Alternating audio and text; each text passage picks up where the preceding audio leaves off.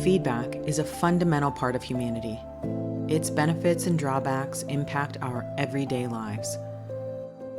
At work, feedback can lead to the thrill of recognition and rewards or the sting of criticism and failure. It can either boost or bruise our morale and motivation.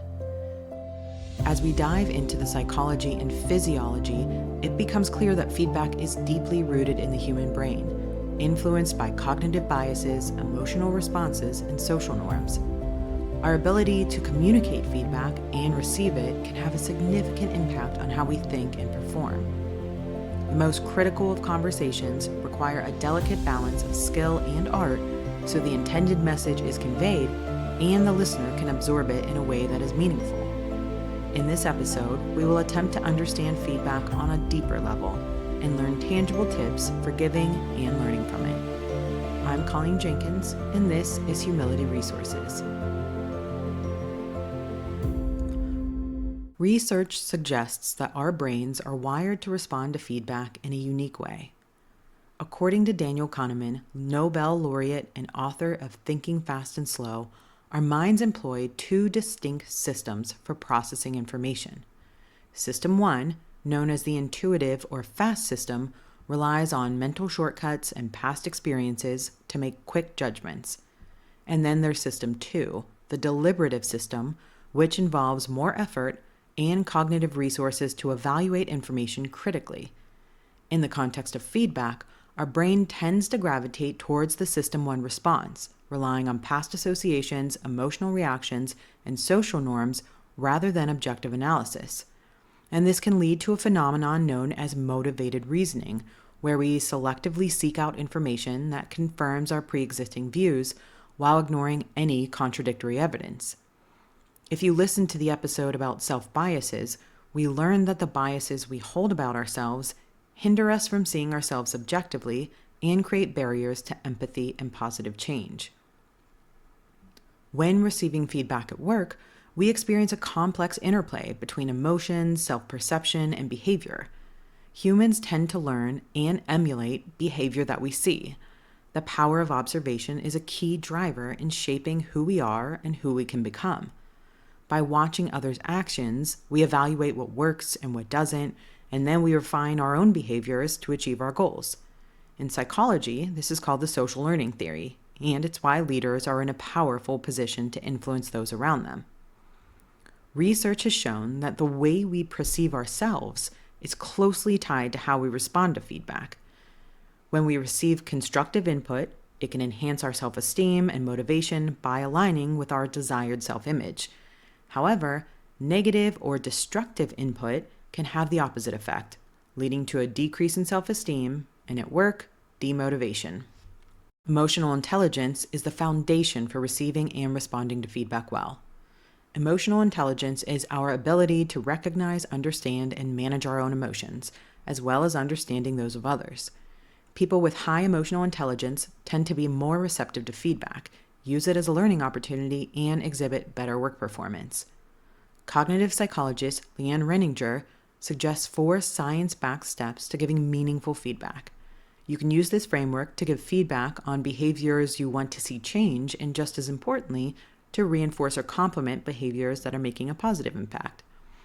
Here is Renninger's 4-part formula for saying any difficult message well.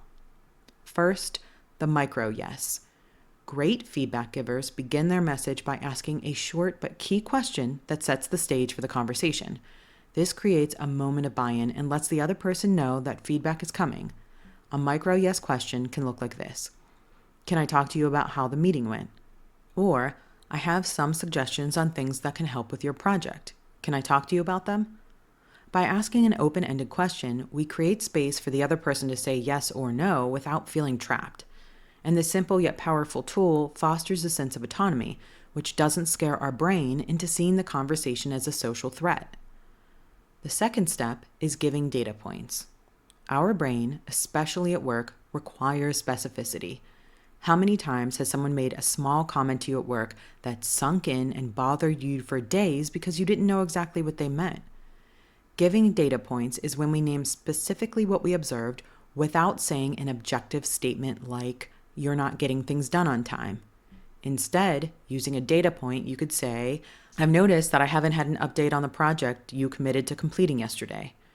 Or instead of saying, you're being too quiet in meetings, you could say, I've noticed that you don't contribute to team discussions. These specific examples use data points that allow you to clarify the issue rather than making a vague statement which ends up sounding like a personal judgment. The third step is the impact statement.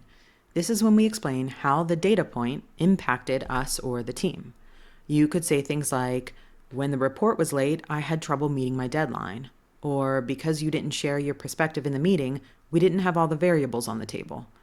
Remember, we can use this framework to reinforce positive behavior as well with impact statements like, you did a great job storytelling with examples. It really helped me understand the concept. Finally, the fourth step, we wrap up the message with a question that encourages the other person to contribute so it becomes a joint problem-solving situation rather than a compliance conversation. So instead of saying, you should get your work done on time, you could say, what do you think is the best approach so we can make our deadline? Or instead of, this process isn't working, say, how do you think we can change the process? This framework of feedback creates a space for open communication and encourages the other person to take ownership of solving problems. It's important to understand that our System 1 brain really takes control during these moments of feedback. So being intentional about how you give feedback is an important part of actually getting things done and helping those around you grow. We're often inspired by great leaders who give us words of encouragement and guidance. But here's an important secret. Effective leaders aren't afraid to ask for feedback themselves. It's not just about waiting for others to share their thoughts with you. It's about taking the initiative to ask for input. By asking for feedback, we establish ourselves as lifelong learners and we take control over our own growth. It's a powerful way to build trust and credibility with those around us. It can feel uncomfortable at times, especially when receiving feedback from others, but it doesn't have to be hard. The most challenging of situations often require skillful feedback, so asking for it regularly allows us to confront our own biases and assumptions, and we become more aware of our areas for growth. So, how can you start asking for feedback without it feeling awkward? You can ask simple questions like, what do you think I need to learn more about? Or how could I improve in this area? You can learn a lot from your peers and your boss, but just as much from the people you manage. For example, after you've led a meeting, you could have a quick catch-up to ask someone one-on-one, how did I do? Do you think I could have covered anything differently? By taking ownership of your own learning and growth, you'll become a more confident, empathetic, and impactful leader.